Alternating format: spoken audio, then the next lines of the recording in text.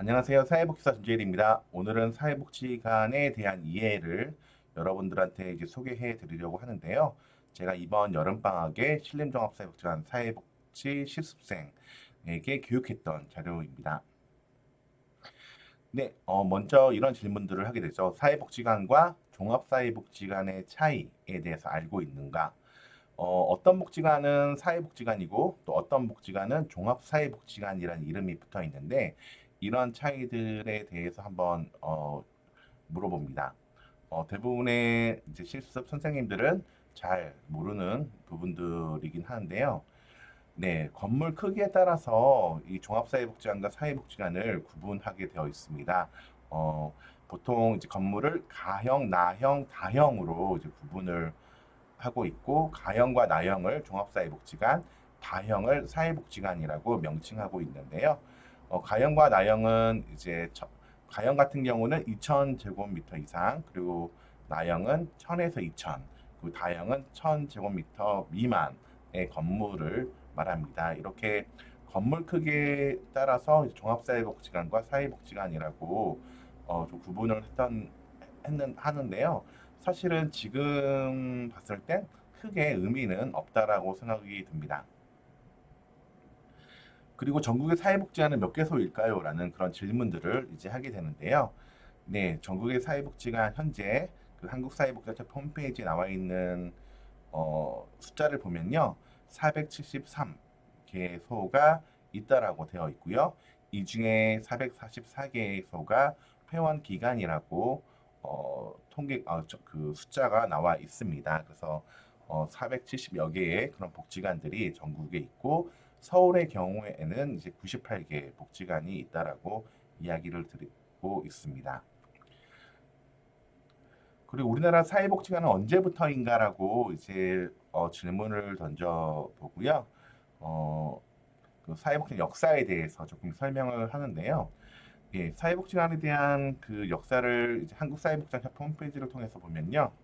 1906년을 기점으로 하고 있더라고요. 그래서 원산 인보관 운동에서 사회복지관 사업이 태동되었다라고 되어 있고요. 그러나 이제 실질적으로 이제 사회복지관이 어떤 형태를 나타낸 것들은 1921년 또 서울의 최초로 여자관 설립으로 보고 있는 그런 경우도 있고요. 그리고 여기에는 기록되어 있지는 않지만 1960년대 목포 사회복지관 또 하나의 어떤 사회복지관의 어떤 중요한 역사로 기록되어 있습니다. 그리고 1983년도에 사회복지관 운영 국고 보조 사업 지침이 수립되고 89년 이제 협회가 설립되고 그리고 주택 건설 촉진법 등에 의해서 저소득층 연구 임대 아파트를 건립할 때 사회복지관을 건립하라는 것이 의무화되었다라는 것들이 좀 나와 있고요. 이때가 아마 올림픽 저희 88 올림픽과 연관된 거라고 저는 알고 있습니다. 그래서 88 올림픽 때 이제 무허가 판자촌 지역을 허물고 그러면서 이제 영구 임대 아파트 단지를 만들고 그 영구 임대 아파트 단지에 이제 무허가 판자촌에 살던 분들이 또 들어가게 되고 하는 그런 흐름들을 어디선가 읽었던 기억이 있는데요. 이때부터 어쨌든 사회복지관이 굉장히 조금씩 많아지는 어떤 흐름을 가지게 됩니다. 그리고 사회복지관의 법적 근거에 대해서 설명을 이제 하게 됩니다. 그래서 사회복지관의 법적 근거는 이제 사회복지사업법에 나와 있다. 그리고 사회복지사업법 제2조의 5에 사회복지관에 대한 정의가 나와 있고, 사회복지관 설치에 관련된 것, 그리고 사회복지관 설치 기준, 운영 기준에 대한 것들이 나와 있고, 또 임대단지의 사회복지 법적 근거는 앞에서도 있겠지만 주택법이나 주택 건설 기준 등에 관한 규정에 나와 있다라는 것들을 설명을 합니다. 네, 그리고 사회복지사업법을 이야기를 하는데요. 사회복지사업법 제2조에 보면은 사회복지 사업에 대한 정의, 그럼 지역사회복지에 대한 정의, 사회복지법인에 대한 정의, 사회복지시설에 대한 정의가 나와 있는데, 사회복지 사업이 우리가 흔히 많이 사용을 하는 단어이긴 한데 잘 모르는 경우가 있거든요. 그래서 이런 법에서 나와 있는 정의들을 조금 설명하면서 알 필요가 있는데 사회복지 사업이라는 것들은 다음 항목의 법률에 따라 보호 선도 또는 복지에 관한 사업과 사회복지 상담, 직업 지원, 무료 숙박, 지역사회복지, 의료복지, 재가복지, 사회복지관 운영 등 정신질환자 및 한센 병력자의 사회복지에 관한 사업 등 각종 복지 사업과 이와 관련된 자원봉사 활동 및 복지시설의 운영 또는 지원을 목적으로 하는 사업을 말한다라고 사회복지 사업을 정의하고 있습니다. 그 다음 항목은 다음에 제가 다시 설명을 드리고요. 그리고 지역사회복지라는 의미는 주민의 복지 증진과 삶의 질 향상을 위하여 지역사회 차원에서 전개하는 사회복지를 말하고 또 사회복지 시설은 사회복지 사업을 할 목적으로 설치된 시설을 말한다라고 해서 사회복지 사업이 무엇인지에 대한 또 정의도 잘 알아야 되는 필요가 있습니다. 그리고 아까 얘기했던 사회복지사업법 제2조 1호의 목은 이제 각 국민기초생활보장법부터 그 밖에 대통령령으로 정하는 법률까지 이제 나와 있는데요. 여기에 이제 국민기초생활보장법, 아동복지법, 노인복지법, 장애인복지법 등등등의 여러 가지 법률이 있는데 이 법률에 따라서 또 만들어진 또 사회복지 시설들이 있습니다. 그래서 우리가 사회복지 실습 선생님들한테 이야기하는 것들이 어떤 분야, 어떤 시설에 들어갈 때 이런 법에 대한 이해가 있으면 좋다. 그러니까 그 법에는 그 시설이 가지고 있는 목적이라든가 그 사업에 대한 정의가 나와 있다라는 것들을 설명을 드리고요. 사회복지관은 이 사회복지사업법 상에 정의가 나와 있지만 이런 목에 따른 그런 법률은 정해져 있지 않다라는 것들을 이제 설명을 합니다. 그리고 사회복지 시설의 종류에 대해서 이제 각 관련 법에 따라서 어떤 시설이 있는지를 이야기를 드리는데요. 그러니까 사회복지 사업법상에 정해져 있는 시설은 결핵한센 시설과 사회복지관이다. 그리고 모법에 의해서 그 관련 법에 의해서 노인복지법에 따른 뭐 노인복지 시설, 뭐 아동복지법에 따른 아동복지 시설 이런 시설의 여러 종류들을 이야기를 하고요.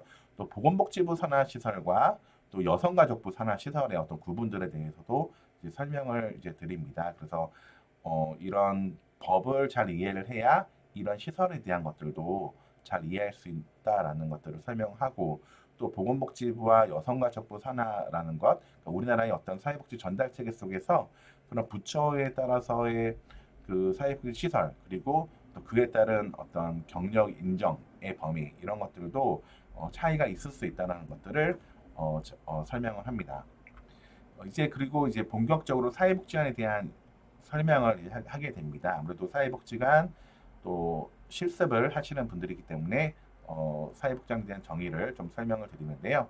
먼저 소셜 웰페어 센터와 커뮤니티 웰페어 센터에 대해서 설명을 하면서 사회복지관을 영어로 표기했을 때 어떤 게 맞는지에 대한 이야기들을 조금 물어봅니다. 그래서 이것들을 손 한번 들어보세요라고 얘기를 해보면 거의 반반 이렇게 손을 들긴 하는데 제가 여기서 강조하고 싶은 거는 우리는 지역사회를 기반으로 한다라는 것들 그래서 커뮤니티 웰페어 센터로 우리는 이야기를 하고 있다는 것들을 실습 선생님들한테 설명을 돕고 이걸 기반으로 그 다음에 설명들을 진행을 하는데요. 사회복지관의 정의는 지역사회를 기반으로 일정한 시설과 전문 인력을 갖추고 지역 주민의 참여와 협력을 통하여 지역사회의 복지 문제를 예방하고 해결하기 위하여 종합적인 복지 서비스를 제공하는 시설을 말한다라고 사회복지사업법 제2조 5호에 나와 있습니다. 그래서 지역사회 기반 그리고 일정한 시설 기준이 있고 전문가가 있어야 되고 또 사회복지사만 뭐 전문가만의 어떤 실천이 아니라 지역 주민의 참여와 협력이 필요하다. 그리고 예방과 해결 또 지역사회 복지 문제를 해결하는 것이 복지관의 역할이다라는 것들을 이제 설명을 하고요.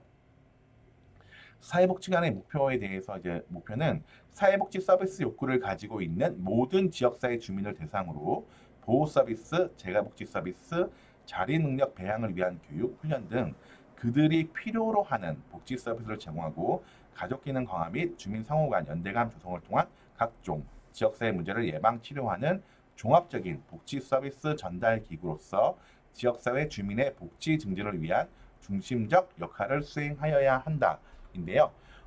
여기서 좀 얘기하는 것들은 모든 지역사회 주민을 대상으로 한다라는 것이죠. 그래서 제가 처음 사회복지관에 입사를 했던 1999년 그 이전 그 즈음을 생각해 보면 사실 모든 지역사회 주민의 대상이라는 정의보다는 보호가 필요한 사람을 우선시하는 그런 어떤 목표의 정의들이 나와 있었고요. 그리고 또 나와 있는 것들 여기서 강조하는 것들이 그들이 필요로 하는 거라는 것들이 빨간색으로 이제 표기를 했는데, 그러니까 사회복지관 그리고 또 사회복지관이 하는 일들은 정말 지역 주민들이 필요로 하는 것들을 알아야 되는, 그러니까 필요와 욕구를 잘 확인하고 파악하고 그에 맞는 서비스를 하는 것이 필요하다라는 것들을 강조하고 있다라는 것들을 설명을 합니다. 그리고 사회복지관 운영의 기본 원칙에 대해서 설명을 합니다. 8가지의 원칙이 있는데요. 인도주의와 존엄 유지를 바탕으로 이 8가지 원칙이 있다라는 것, 결국은 우리가 사람 중심, 그다음에 뭐 인권 이런 것들을 이야기하는 것들은 뭐 사회복지 실천의 기본이기도 하지만 또 그 기본이 또 사회복지관 운영의 기본이라는 것들을 이야기하고요. 지역성의 원칙이라는 것들은 결국은 지역의 특성과 지역 주민의 문제와 욕구, 그러니까 목표에 나와 있는 것처럼 그들이 필요로 하는 것들을 우리가 집중을 해야 된다라는 것, 그리고 정의에 나와 있는 것처럼 지역 주민의 적극적인 참여를 유도하는 것. 그러니까 예전에는 뭐 사회복지관이 어떤 중심 거점이라는 것들이 강조돼서 사실 뭐 지역 주민의 적극적 참여 이런 것보다는 사회복지사의 전문성 이런 것, 사회복지사의 전문성 이런 것들을 더 많이 강조되었었는데, 어, 2000년대 이후의 어떤 흐름들은 사회복지관은 지역 주민의 적극적인 참여를 통해서, 그러니까 협력을 통해서 뭐 이런 실천을 하게끔 하는 것들이 많이 강조되고 있습니다. 그리고 전문성의 원칙은 전문 인력이 필요하다라는 건데요. 어떤 서비스가 제공이 되어질 때는 그에 맞는 라이센스, 자격을 가진 전문 인력이 그 일을 수행하도록 해야 한다라는 것들을 이야기하는데요. 2000년대 초반에 이제 뭐 정신건강과 관련된 뭐 전국민 검사, 뭐 학생들 검사, 또 그에 따른 어떤 서비스 개입 이런 것들에 대한 이야기들이 많이 있었었는데, 사실 사회복지사들이 그거에 대한 전문성이 없는 상태에서 유행을 따라서 하는 경우들이 있었거든요. 근데 그런 것들은 사실 이 전문성의 원칙에 어긋난다라고도 할 수 있죠. 충분히 그거에 대한 이해와 지식 그리고 기술을 갖춘 이후에 그런 일들을 사실은 해야 되는 부분들인데, 그렇지 않고 그냥 막 어떤 그냥 뭐 감으로 어떤 하게 되는 그런 경우들은 이런 전문성의 원칙에 관련해서 생각해 봐야 될 그런 부분들인 거고요. 또 지속적인 재교육이나 이런 것들을 통해서 전문성을 증진하는 노력들을 해야 한다는 것들을 이야기합니다. 네, 책임성의 원칙은 우리가 결국은 사회복지사로서 책무성이, 그러니까 사회복지사가 더욱더 전문직이기 위해서는 책무성이 필요하다는 것, 그리고 이런 것들이 또 사회복지관에도 요구되어지는 것들인데요. 효과성에 대한 부분들을 항상 고려를 해야 된다는 것들입니다. 그래서 단순히 그냥 내가 하고 싶은 일, 좋아하는 일만 해서 뭐 좋았다, 뭐 좋았더라 이렇게 얘기하는 것이 아니라 어떤 변화가 있었는지, 어떤 효과가 있었는지를 측정하기 위한 그런 노력들, 또 그거를 만들어내기 위한 노력들을 해야 한다라는 것들을 이야기합니다. 네, 그리고 자율성의 원칙은 사회복지의 능력과 전문성이 최대한 발휘될 수 있도록 자율적 운영에 대한 원칙을 이야기를 하는 건데요. 사실 이 영상을 지금 만약에 사회복지사들이 지역사회복지관 사회복지사들이 보고 있다면 진짜라고 얘기할 수 있을 만큼 사실은 조금은 고민이 되어지는, 그러니까 이야기를 설명을 하면서도 고민이 되어지는 원칙이긴 합니다. 근데 저는 어쨌든 실습 선생님들을 이야기할 때는 뭐 그렇게 물어보긴 하죠. 여러분들이 어떤 일을 할 때, 공부를 하거나 어떤 뭔가를 할 때 누가 시켜서 하는 것들에 있어서 더 효과성이 나타나는지, 아니면 자기 스스로 어떤 동기부여가 돼서 뭔가 스스로 했었을 때 더 효과가 나타났는지 이런 것들에 대해 물어보면 대부분 자기 스스로 동기부여를 통해서 했을 때 효과가 나타난다고 얘기를 하거든요. 그런 것처럼 사회복지관 역시 뭔가 자율적으로, 그러니까 정말 지역 주민을 대상으로 그들이 필요로 하는 것들을 주민의 참여를 통해서 하는 그런 것들의 어떤 대전제를 가지고 뭔가 자율적으로 했었을 때 정말 더 큰 효과가 나타난다는 것들을 설명을 합니다. 그러니까 코로나19와 관련돼서도 설명을 드리면 뭔가 계속 통제하고 감시하고 관리하는 그런 것들이 물론 안전을 위해서 필요하고 중요한 부분도 있을 수 있지만, 어떤 면에서는 이런 사회복지의 자율성의 원칙을 조금 침해하고 억제함으로써 더 잘할 수 있는 것들을 억제한 부분들은 없는지, 물론 우리 스스로도 반성을 해봐야 하지만 또 행정에서도 뭐 정책에서도 좀 반성해봐야 되지 않을까라는 생각들이 듭니다. 그리고 통합성의 원칙은 뭐 사업을 수행함에 있어 지역 내 공공 및 민간 복지 기관 간의 연계성과 통합성을 강화시켜 지역사회복지 체계를 효율적이고 효과적으로 운영되도록 해야 한다는 건데요. 예전에는 사실 사회복지 시설의 종류가 많지 않았고 뭐 지역 단위로 보면 사실 사회복지가 하나 이렇게 있는 경우가 많았는데 언제부터인가 굉장히 세분화되었거든요. 시설들이 뭐 정신건강, 뭐 치매, 뭐 아동, 뭐 등등 여러 가지 어떤 전문성이 있는 기관들이 굉장히 세분화되어서 설치가 되어 있기 때문에 사회복지관만으로서 어떤 지역사회 문제를 해결한다거나 필요를 해결하는 게 아니라 이런 여러 기관들과 연계함으로써 해야 된다. 그리고 또 지역에는 뭐 시민단체들도 있거든요. 또 그리고 주민자치회도 있고 그런 모든 단체들이 결국은 그 지역사회를 기반으로 또 지역사회의 어떤 그뭐 복지 역량 강화 이런 어떤 동일한 목표들을 가지고 하기 때문에 결국 하나하나 기관이 혼자만 열심히 하는 게 아니라 다 같이 모여서 이런 통합해서 열심히 하는 것들이 필요하다라는 것들을 이제 설명을 드립니다. 그리고 자원 활용의 원칙은 지역사회 내의 복지자원 최대한 동원 활용해야 한다라는 것들을 이야기합니다. 단지 주어진 것만 가지고서 우리가 일을 하는 게 아니거든요.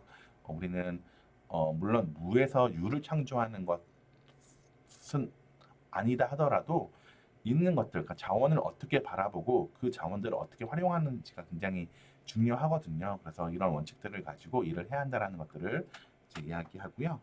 그리고 중립성의 원칙은 정치활동, 영리활동, 특정 종교활동 등에 이용되지 않게 중립성이 유지되어야 한다는 것을 설명을 합니다. 그래서 그러니까 지역사회 주민들 중에는 정말 많은 그런 다양한 그런 사람들이 살고 있고 또 복지관은 그런 다양한 사람들이 이용하고 있는 곳이기 때문에 이런 부분들에서 중립성을 지키지 않았을 때 발생할 수 있는 그런 어려움이나 위험들을 설명을 하죠. 그리고 투명성의 원칙, 마지막으로 투명성의 원칙인데요. 자원을 효율적으로 이용하고 운영 과정에 투명성을 유지하여야 한다입니다. 앞에서 여러 원칙, 인도주의와 존엄 유지에 따라서 앞에서 여러 가지 원칙, 정말 우리가 일을 잘 한다 하더라도 이런 투명성이 정말 담보되지 않는다면 사실 모든 것들이 사실 무너지기 쉽다라는 것들을 설명을 합니다. 그러니까 선한 일에 있어서의 책임이 굉장히 중요하다라는 것들을 강조합니다. 네, 그리고 사회복지관의 사업은 그러니까 사회복지사업법 시행규칙 제23조 2에 나와 있는 별표 3에 의해서 정의되어 있음을 이야기하고요.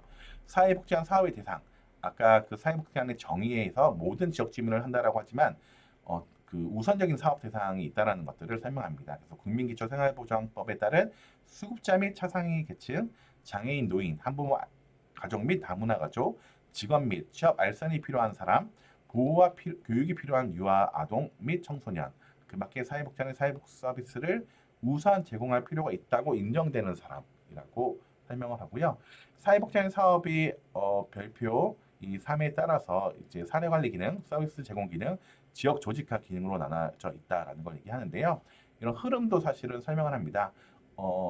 최초에 이제 대상별 복지였죠. 뭐 아동, 뭐 청소년, 뭐 장애인, 그다음에 노인, 뭐 여성, 뭐 가족 등등의 그런 그 대상별 복지에서 이제 그 영역별 복지, 뭐 가족 기능 강화, 지역사회 보호, 지역사회 조직, 교육문화, 자활 이 5대 영역으로 있었다가 그 다음에 2013년에 이렇게 세 가지 기능으로 바뀌었다라는 흐름들을 좀 설명을 드리고요.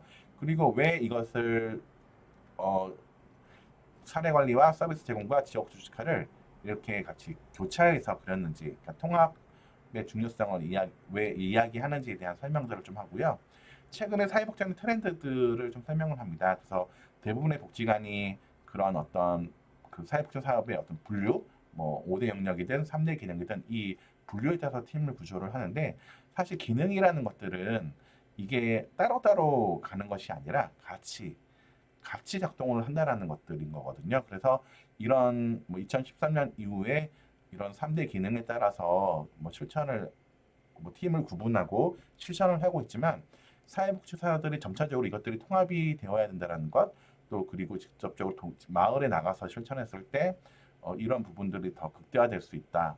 그것이 정말 사회복지관의 역할이다라는 것들을 강조해서 최근에 동중심 실천 복지관이 많아지고 있다는 것들을 이제 실습 선생님들에게 소개를 합니다. 특히 코로나19가 장기화되면서 나오는 이야기들이 마을로 나가서 직접 실천을 해야 한다라는 그런 이야기들이 많이 되는데요. 처음에 누군가가 이런 시도를 했지만 지금은 그런 시도들이 점차 많아지고 있거든요. 그렇다면 사례도 많고 그렇기 때문에 이런 것들이 결국은 다른 기관들, 다른 사회복지관에도 영향을 줘서 점차 이런 흐름대로 갈 것이다 라고 저는 예측을 해봅니다. 그리고 직원의 자격에서 법에 나와 있는 시설장과 종사자의 자격에 대한 설명들을 간단하게 하고요. 그리고 서울시 같은 경우 3대 기능별 기준과 직급별 기준을 제시하고 있습니다. 그래서 사회복지관은 여러 명의 TO를 두고 있고, 뭐 3대 기능에 따라서 몇 명을 두고 있어야 되는지에 대한 설명, 그리고 직급별로도 뭐 관장 1명, 부장 1명, 그리고 뭐 과장급 3, 4급 6명, 뭐 5급 뭐 11명 이런 식으로 구분이 되어 있다. 그리고 이런 흐름의 기준에 따라서 뭐 인건비 보조금에 대한 지급이 되고 있다라는 것들을 설명을 드리고요.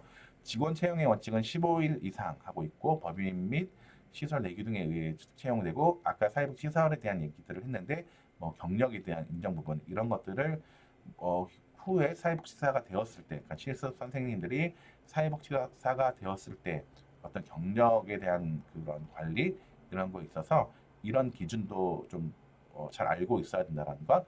물론 이제 사회복지사 협회 등이 노력을 해서 이런 기준들을 단일화하려고 하는 노력들이 있다라는 것, 이런 것들도 같이 설명을 드리고요. 사회 인건비 이거는 이제 서울시 기준이긴 한데 뭐 어떤 이런 흐름이 있다라는 것들을 얘기합니다. 그래서 점차 처우가 되어지고 있다라는 것들, 사회시설 종사자 처우 개선에 대한 어떤 지침이나 법률들이 만들어지고 있다 이런 것들을 설명을 드립니다. 그리고 직책별 승진 최소 소요 연한은 이렇다라는 것들을 또 설명을 같이 이제 마지막으로 이제 하게 됩니다. 네, 빠르게 오늘 이야기를 했지만 실제 실습 선생님들한테는 좀 더 이제 천천히 그리고 좀 더 다양하게 설명을 하긴 하는데요. 사회복지관의 지금 코로나19로 인해서 점차 이제 사회복지관이 어떻게 가야 되는지에 대한 고민들을 사실 사회복지 시설에 지금 근무하고 있는 많은 사람들이 하고 있다고 생각을 합니다. 그런 고민들에 대해서 사실 정책을 하거나 아니면 교육을 하는 그런 교수님들이 조금 귀담아 들으셨으면 좋겠어요. 단지 어떤 일을 안 하고 있다라던가 뭔가 좀 부정적인 시각으로 바라보는 게 아니라 정말 사회복지사들은 충분히 어떤 노력을 지역사회에 기여하고 싶어하는 사회복지사로서의 그런 열정을 그다음에 전문성을 발휘하고 싶어 하거든요. 그러니까 그런 목소리에 더 집중하셔서 그 사회복지관의 어떤 변화들을 좀 같이 만들어내셨으면 좋겠다. 그러니까 부정적으로만 바라보지 않으셨으면 좋겠다라는 생각들이 들어요. 물론 이런 말들은 실습 선생님들한테 얘기하지 않았지만 이 영상의 마지막으로 좀 이야기를 합니다. 이상 전재일이었습니다.